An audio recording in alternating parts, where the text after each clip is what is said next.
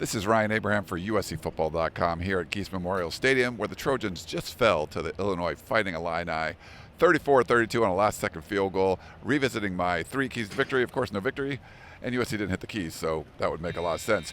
My key number one was I wanted to see this USC pass rush get after Luke Altmaier and get at least 4 sacks. They gave up 7 sacks last week to Indiana, and USC was leading the nation in sacks with 16.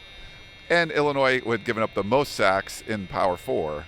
So what happens? USC can't get after Luke Altmaier. Lincoln Riley talked about it a little bit after the game, just saying they weren't able to affect him. They weren't able to put pressure on him. They only had 1 sack in the game, far less than the 4, and it was on a cornerback blitz from DeCarlos Nicholson. So did not get anywhere close to the first key. Second key to victory, I wanted to see Jade Mayava with no more than 1 turnover. He ended up having his first turnover of the season, an interception that ill-advised threw over the middle, and the linebacker picked it off. But USC also had a Wayman Jordan fumble to go along with that, and then a turnover on downs on 4th down. So there's too many times giving up the ball and not scoring in a game where they needed to score almost every time just because Illinois' offense was moving up and down the field. So it really was only 1 turnover for Jade Mayava, but essentially 3 of them in the game, and that's what hurt USC. And my third key, I wanted to see at least 200 rushing yards for this USC offense. They were not very effective running the football. 126 yards, but the problem was it was 3.8 yards per carry for a sack-adjusted average, so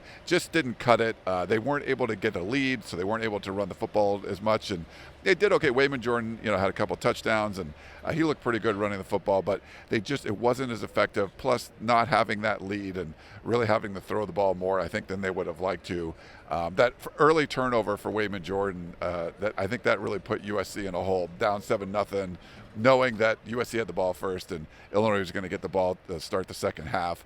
USC got some turnovers going in the end zone, so it was favorable there that the fact that they had a lead late in this game is pretty remarkable, but USC still couldn't pull it off on the road, didn't hit any of the keys, and so I think that's where the problem was for the Trojans. But 4-1, going to head back home after the bye week and take on Michigan. So make sure you check out USCFootball.com. We got our whole team here in Champaign, Illinois, and have a ton of coverage on the Trojans as they head into the bye week and try to regroup and then get a win against Michigan. Make sure you check out USCFootball.com for all of it.